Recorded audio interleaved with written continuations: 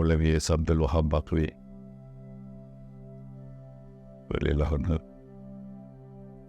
அவங்கள பற்றி நம்ம சொல்லணும்னு சொன்னாக்கா எனக்கு சொல்கிறதுக்கு தகுதி இருக்காங்கிறது தெரியலை. வேஜமாக இருக்கிறாங்க. கடல், அந்த கடல்லேருந்து எடுத்த முத்து அது. கடல்லேருந்து முத்து எடுக்கிறதுனாக்கா கரையில் ஒதுங்காது. கரையில் ஒதுங்கி இருக்கிறதெல்லாம் சிப்பியாக தான் இருக்கும். அப்போ இறங்கி பார்க்கணும். அப்போ எங்கே இறங்கி பார்க்குறது, எப்படி இறங்குவான்? அந்த போட்டில் போகிறவன்ற பழக்கம் தெரிஞ்சாக்க வாங்கி போகலாம். மூச்சு அடைக்கிறதுக்கு உள்ள பயிற்சி எடுத்துக்கணும், எல்லாம் செஞ்சுக்கணும்னு சொன்னாக்கா முத்து எடுக்கலாம். அப்போ ஹஜரத்தை பற்றி தெரிஞ்சுக்கணும்னு சொன்னாக்கா ஹஜரத்துக்கிட்டன்னு நெருங்கணும். ஒவ்வொரு மனிதனுக்கும் ஒரு பவர், அதாவது ஒரு பவர் அந்த இதுக்கு மனிதற்றது வைப்ரேஷன் ஒவ்வொரு மனிதனுக்கும் இருக்குது. ஒவ்வொரு மனிதன் ஹஜரத் சொல்லுவாங்க, ஒருத்தவன் ஒட்டி உட்காராத, இடைவெளி விட்டு உட்காரு. ஒருத்தவன்ற வைப்ரேஷன் ஒவ்வொன்று இருக்கு, ஒவ்வொரு உண்டு இருக்கும் உடல்ல இருக்குது. அப்போ நீ அமைதியான வைப்ரேஷனில் இருப்ப, அடுத்தவன் டென்ஷனாக உட்காந்துப்பா, அதை ஒட்டி விட்ருவான் உனைய. அப்போது இடைவெளி விட்டு உட்காருங்கன்னு சொல்லுவாங்க. அப்போது நம்மளுக்கெல்லாம் ஹஜரத்து எவ்வளோ பெரிய ஞான கடல்னு சொல்லிட்டு அளக்கிறதுக்கு ஆள் கிடையாது. நம்ம இருந்து ஓரளவு அவங்களுக்கு சேவை செய்கிற பாக்கியத்தை அல்லாஹ் தஆலா கொடுத்தான். அவங்களுக்கு சேவை செஞ்சது சொல்கிறதை விட அவங்கள்டேந்து உலகத்தை புரிஞ்சிக்க வச்சுக்க அல்லாஹ் தஆலா எங்கள் தாய் தாப்புடாரும் எங்கள் குடும்பத்தார் யாரும் என்ன கொண்டுட்டு வந்து வச்சாங்க. ஒரு கட்டத்தில் ஹஜரத் வீட்டில் தலைமான் தெருவில் நான் இருக்கிறேன். எங்கள் தாப்பனார் எதுக்காகவே என்னை தேடி வர்றாங்க. ஹஜரத் வீட்டில் உட்காந்துக்கிட்டு இருக்கிறேன். அப்போ ஹஜரத்தை பார்க்குறாங்க. அப்போ ஹஜரத்தை பார்த்து பாப்பா சொல்கிறாங்க, ஹஜரத்து இவனை சரியான இடத்துல அல்லாஹ் தஆலா கொண்டு வந்து சேர்த்துருக்கிறான். ஏன்னு கேட்டாக்கா, சிறு வயசில் இவன் அது என்ன இது என்ன மார்க்கத்தில் இது என்னன்னு என்னை போட்டு நோண்டிக்கிட்டே இருப்பான். சரியான இடத்துல கொண்டுட்டு வந்து சேர்த்துருக்கிறான்னு சொல்லிட்டு எங்கள் தகப்பனார் சொன்னாங்க. அப்போது சும்மா கொண்டுக்கிட்டு வந்து சேர்க்கலை. அப்போ என்னமோ ஒன்று என்கிட்ட இருந்துருக்குதுங்கிறது பிற்காலத்துக்கு தெரிஞ்சு, அல்லது இப்போது தெரியலையே என்னமோ எனக்கு தெரியாது, அல்லது என் மேலே அல்லாஹ் தஆலா கருணை வச்சுருந்தானே என்னமோ தெரியலை, கொண்டுட்டு வந்து இங்கே சேர்த்து விட்டுட்டான். சில காரியங்களில் ஹஜரத் சேர்ந்த பிறகு தான் எனக்கு தெரிஞ்சிச்சு எப்படி இருக்கணும்னு சொன்னாக்கா, நம்ம ஃபுல்லப்பாக நம்மளை அர்ப்பணிச்சுக்கணும். அதுக்கு எஜமானன் அடிமைலாம் அல்ல. ஒஸ்தாது சிஷியன் கூட சொல்ல மாட்டேன். அவங்க நடத்துனது நட்பாக தான் நடத்துவாங்க. ஆனால் இதில் மார்க்கம் இதில் சூஃபிசம் ரொம்ப ஸ்ட்ரிக்டாக இருப்பாங்க. அது அப்படித்தான் இருக்கணும். ஆர்மி தான் இப்படித்தான் இருக்கணும், கையை இப்படித்தான் இருக்கணும், தன்னை எல்லாத்துலேயும் உணர்ந்துருக்கணும்டாங்க. உயிர் வாழ்றான் எத்தனை கையை சோறு ஒன்று இருக்கணும்னு எவனுக்கு அஞ்சு தண்ணி மனுக்கப்பா. உயிர் வாழ்றதுக்கு சோறுங்கிறான், எத்தனை வாயை தெரியும். தன்னை மறந்தே உலகம் வாழ்ந்துக்கிட்டு அவனா வாழல, அது என்ன போயிட்டே இருக்குதுமாங்க எங்கள் ஒஸ்தாது, நம்ம ஒஸ்தாது. அதே மாதிரி ஒரு இடத்துல அல்லாஹ் தஆலா என்னை கொண்டு போய் சேர்த்ததுக்கு எவ்வளோ நன்றி சொல்வதுன்னு தெரியல. இதில் முக்கியமான சமாச்சாரத்தை என்னன்னு சொன்னாக்கா, வைப்ரேஷன் சொன்ன பார்த்தீங்களா, ஒரு இரும்பு துண்டு, ஒரு மேக்னெட். எதுக்கு எது அதிகம், எதுக்கு பவர் சொல்லுங்கள், யாராச்சும் சொல்லுங்கள். மேக்னெட் என்ன செய்யும், இழுக்கும். இந்த மேக்னெட்டை இழுக்கிறது ஒரு மேக்னெட் இருக்குது. இப்போ இரும்பு துண்டு, இந்த இரும்பு துண்டு இந்த மேக்னெட்டில் உரச இந்த இரும்பு துண்டுக்கு என்ன ஆகும், மேக்னெட் பவர் வரும். அதுதான் ஒஸ்தாதுகிட்ட நம்ம போவோம் ஒன்று கூட அந்த மேக்னெட்டில் உள்ள அத்தனை பவர் வராது, ஓரளவு பவர் வரும். அந்த மேக்னெட்டில் உள்ள பவர் கரெக்டாக தான் ஒஸ்தாதுகிட்ட நம்ம போய் நெருங்கும் போது நம்மளுக்கு கிடைக்கிறது. அது என்ன செய்யணும்னு சொன்னாக்க, நான் சொன்னேன்ல, இப்போ எதையாச்சும் டியூன் பண்ணிக்கிட்டு இருந்தாக்கா எல்லா ஸ்டேஷனும் கொஞ்சம் போவோம். அப்படியே இல்லை, ஒரே ஒரு ஸ்டேஷனு என்ன ஃப்ரீக்குவன்சியில் வருது அந்த ஃப்ரீக்குவன்சி அதான் குரு. அந்த குருட்டு நம்மளுக்கு போதிய அளவு தெரிஞ்சுக்கிடுச்சின்னு சொன்னாக்கா அடுத்த குருவை அவங்களே காட்டுவாங்க. இப்போ உஸ்தாது இருந்தாங்க, நம்ம ஹஜரத் இருந்தாங்க, எஜமா இருக்கிறாங்க, அவங்களுக்குலாம் எவ்வளோ உஸ்தாதுகள். அவங்க ஒஸ்தாதுடைய பார்த்தது அவங்க எவ்வளோ தெரிஞ்சிருக்காங்க எஜமான்கிறது எல்லாம் யாருக்குமே தெரியாது, பெரும்பாலும் தெரியாது. ஹஜரத் மூலியமாக தான் எனக்கு தெரிஞ்சது. மேப்பா கடல் பயமாக இருக்கும். அவங்க தான் சொன்னாங்க, தர்காவுக்கு போனால் இப்படி போகணும், தர்காவில் என்னென்ன செய்யணும் என்னென்ன செய்யக்கூடாது. பொதுவாக இப்போ யாரையும் வர சொல்ல, தீ நெருப்பு எரிஞ்சிக்கிட்டு இருக்குது. பேப்பர் கிட்ட போகுமா? நம்ம பேப்பர் வெத்து காகிதம், வெறும் தாள். எஜமா நெருப்பு. அப்போ என்ன செய்யணும்? நம்ம ஒரு கொல்லிக்கட்டையை வச்சு போய் இந்த நெருப்போட ஒரு முகனையும் இல்லை டச் பண்ணிக்கணும். எஜமா ரெடியாகிறாங்க, நான் சேலஞ்ச் பண்ணுவேன். எஜமா இல்லைன்னு எவன்டா சொன்னான்? என்கிட்ட வாடா, நான் சொல்கிறது செய்யடா, எஜமானை பார்க்கறதுக்கு நான் வெளிக்காட்டுறேன்.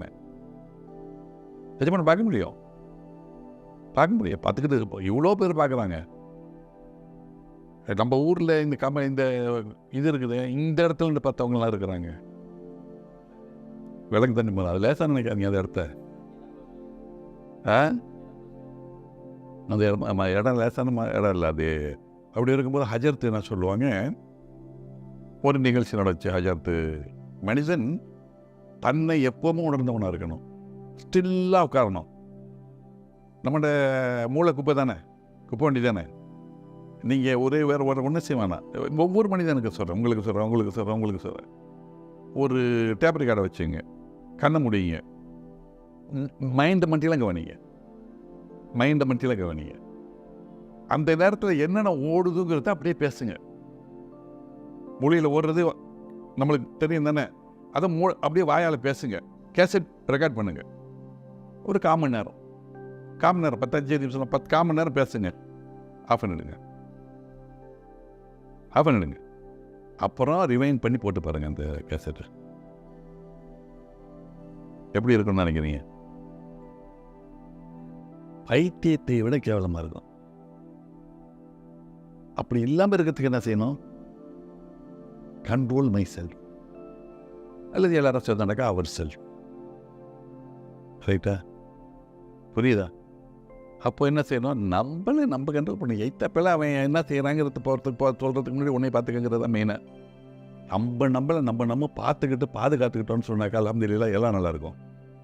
இப்போ மழையெல்லாம் யாரை சொல்லி மழை பெய்யுது? அவன்ற கருணையில் இவன் பொழைச்சிட்டுருவான், செத்து தொலைகிறான். ஒரு தண்ணி இல்லாமல் பொழைச்சிக்க, பயிர் செஞ்சுக்க, எல்லாம் என்னென்ன அது கரெக்டாக, அது கரெக்டாக நடக்குதில்ல. நம்ம தான் கரெக்டாக நடக்கிறது இல்லை. புதுசாக விதை கண்டுபிடிப்போம், கொண்டுட்டு வந்து எதாச்சும் நம்ம தலையில் கட்டிட்டு போயிடுவான். ஹஜரத்துட்ட அங்கே ஒரு செட்டு பிள்ளைன்னு தான் சொல்லுவோம் நம்மள. ஹஜரத்தை அப்படி தான் நடத்தினாங்க. உஸ்தாதாகவும் குறைவாகவும் இடப்பட மாட்டாங்க. எல்லாரும் வாங்கடா, எல்லாரும் நல்லது கற்றுங்கடான்னு தான் சொல்லுவாங்க. அங்கே ஒருத்தவர் வந்தார், ஹஜரத்து மேலே அளவு கிடந்து பெரியவங்கள சாவரியாண்டு செத்துருவான். ரொம்ப சோகமாக ஹஜரத்து ரொம்ப கவலையாக இருக்குது. ஏன்டா சோகம் மாதிரியா? ரொம்ப கவலையாக இருக்குது. என்ன செய்து? தற்கொலை பண்ணிக்கலான்னு இருக்கேன். பண்ணிக்க. உடனே சொல்கிறேன், பண்ணிக்க. என்ன ஹஜரத்து பிடிச்சி நேத்தோட சொன்னால், உனக்கு வேண்டிய சொல்கிறது தான் நான் என்னோட இது. தற்கொலை பண்ணிக்க. சரி, தற்கொலை தான் பண்ணிக்க போகிறா. இதை போய் மம்மடி கடையில் பசியாரிட்டு தற்கொலை பண்ணிக்க. சாவர ஏன் பசியார சாவுற சொல்லிட்டு காசு எடுத்துக்கிட்டான். அவங்க காசு கொடுப்பாங்க, சோறு, எல்லாரும் காசை வாங்கிட்டு தான் நடத்துவானுவோ. இந்த அறிவுரை சொல்கிறதெல்லாம் எதாக இருந்தாலும் அது ஒரு செய்தி சொல்கிறேன். ஒரு காசை வாங்கிட்டு தான் செய்வாங்க இல்லவோ. ரைட்டா? இவன் காசை போய் பசியாரிட்டு தற்கொலை போய் பசியாரிட்டு வந்துட்டான். அது அடுத்த கேள்வி, எப்போ தற்கொலை பண்ணிக்க போகிறா?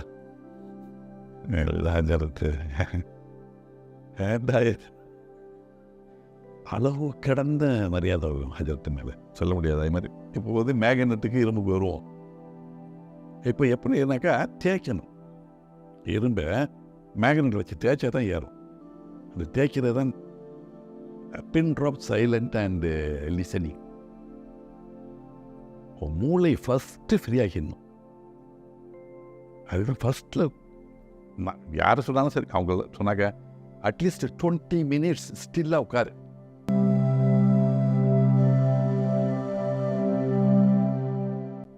நல்லா உன் மூளையை ஓட விடு.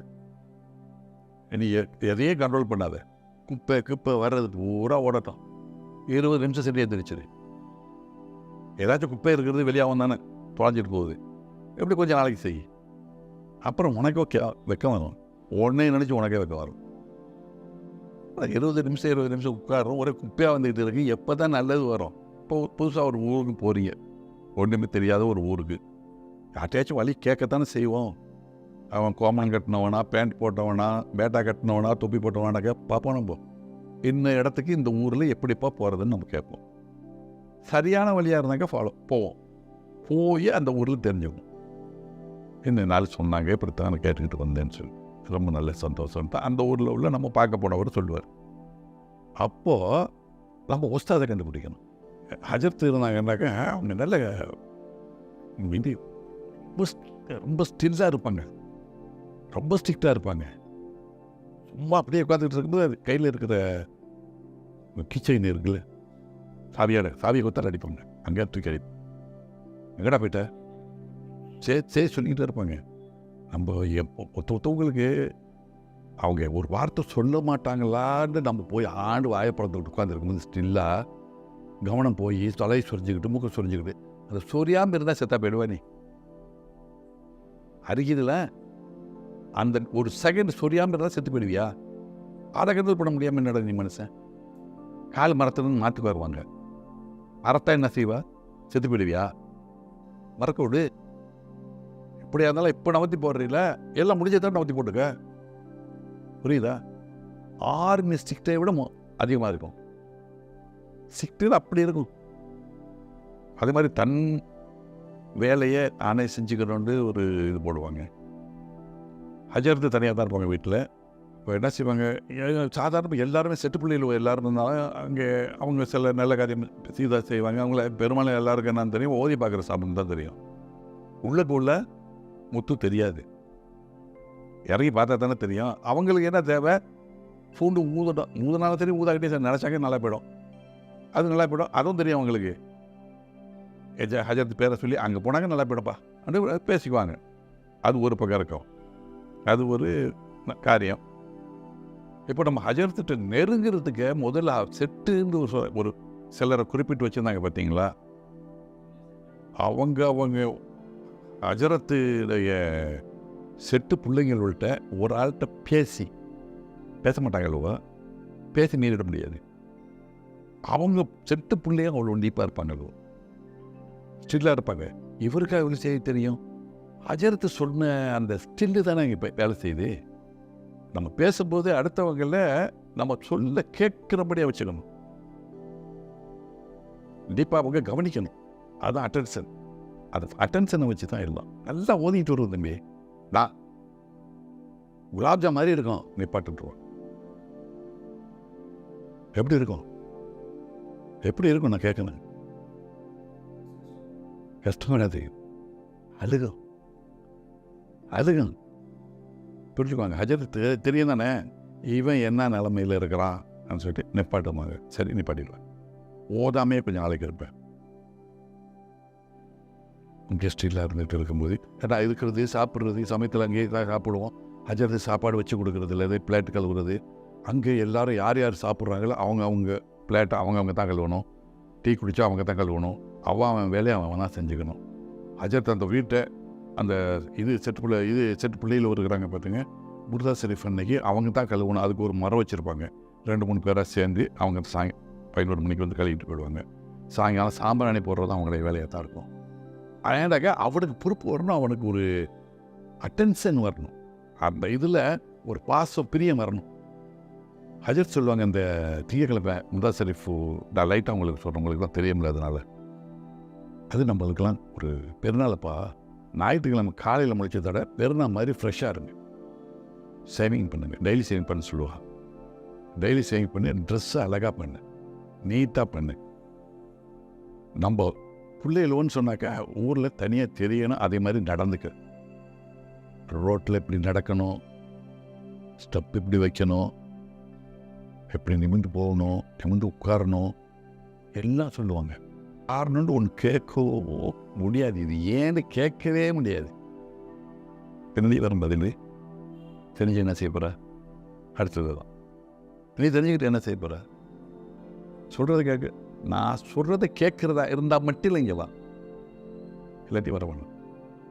ஹஜரத்தோட தோற்றமே அமைதியாக இருக்கும், சிரிப்பாங்க. ஆனால் ரொம்ப ரேர் சிரிக்கிறது.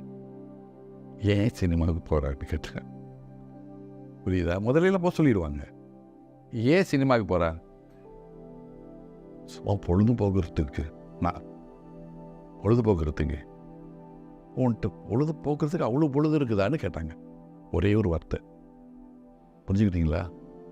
டக்குன்னு குத்துனுச்சு. ஹஜரத் நம்மளுக்கு கோவம் வரல,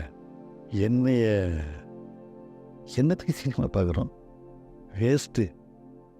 அந்த நேரத்துக்கு இல்லாண்டா இல்லாட்டி சும்மா வச்சு உட்காந்துக்கலாம். அல்லான்னு சொல்ல வேணாம், சும்மா அமைதியாக இருக்கு, ஸ்டில்லாக இரு. ஸ்டில்லுன்னா புரிஞ்சுக்கிட்டீங்களா? எந்த சஞ்சாத்தியமும் இல்லாமல் மூளை ரொம்ப கஷ்டம், அது ரொம்ப கஷ்டம். அதையும் சொல்லிடுறேன். மூளையை நீங்கள் கரெக்ட் பண்ணிட்டீங்கன்னு சொன்னாக்கா உங்களை நீங்கள் கண்ட்ரோல் பண்ணிடுவீங்க. நீங்கள் எங்கே எவ்வளோ குப்பையில் கிடந்தா கூட டைன்னு வந்துடுவீங்க வெளியே. எல்லாம் தெரிஞ்சிடும், வந்துடும். அதுக்கு தான் அல்ல சினிமா பக்கத்தை விட்டேன். போச்சு போகிறாங்க பார்க்கறதுக்கு சொன்னாங்க. அதில் போகிறது எழுதுன்னு விட்டுட்டேன்.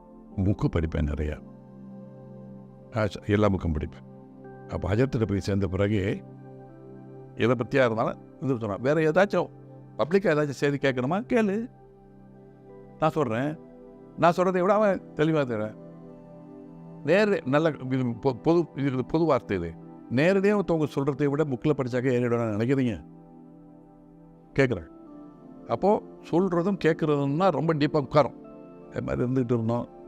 நல்வழி காட்டினால எல்லாம் நல்லதே நடந்தது. அப்போது மேக்னெட் ஆகுறதுன்னு சொன்னேன் பார்த்தீங்களா? மேக்னெட்டில் 1000 ஒரு அந்த இரும்பு துண்டு, நம்ம இரும்பு துண்டோட ஒரு முனையில் கிடச்சா போதும் தம்பி. அந்த முனைக்கு மேக்னெட் ஆகுனா போதும். ஃபர்ஸ்ட் ஆஃப் ஆல் நீங்கள் அடுத்தவனை உங்களை நினைக்கும் போது அடுத்தவனை என்ன நினச்சி பார்ப்பீங்க? உங்கள் அடுத்தவனுக்கு நம்ம கோவம் வந்து அடுத்தவனை அடிக்க போகிறோம், அவன் அடித்தா என்ன செய்யறது? நம்மளை போல தானே அவன். அந்த ஒரு வார்த்தை வந்துடுச்சுன்னு சொன்னாக்க பெஸ்ட்டு, அது போதும். அவனை மாதிரி தான், நம்மளை மாதிரி தானே அவன். அவனை போய் குவச்சிக்கிறத, ஏசுறத, பேசுகிறத ஏதாச்சும் இருக்குதா?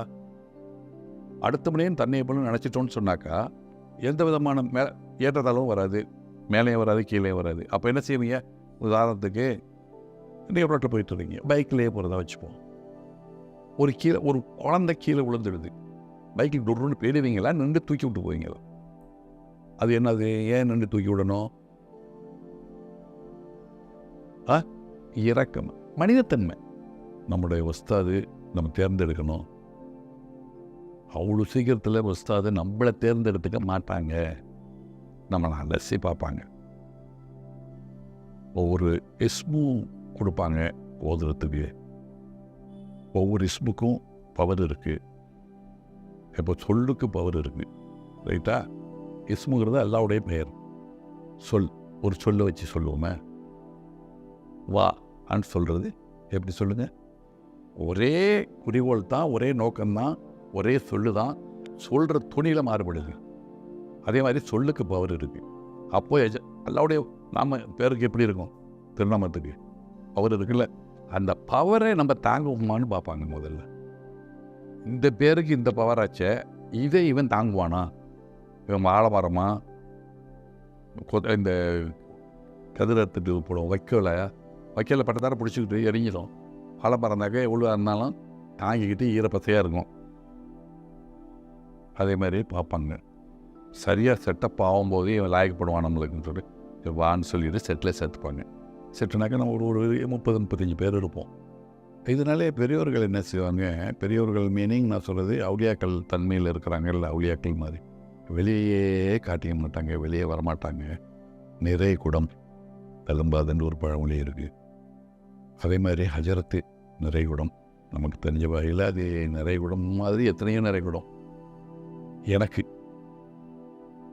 எல்லாரும் நினைக்கிறாங்க தவறி போயிட்டாங்கன்னு சொல்லிட்டு, இன்னை வரை நான் நினச்சிக்கிட்டு இருக்கேன் என் கூட தான் இருக்கிறாங்கன்ட்டு. அப்படித்தான் ரிசல்ட் வருது. அல்ஹம்துலில்லாஹ். நான் இறக்குற காலம் வரையும் அவங்க என் கூட இருக்கட்டும். செஞ்சுட்டு இப்போ அவங்க கேட்குறது அதுக்கு அஜத்து ஒரு கொலையற்ற ஒரு இதற்காக சொல்லுவாங்க.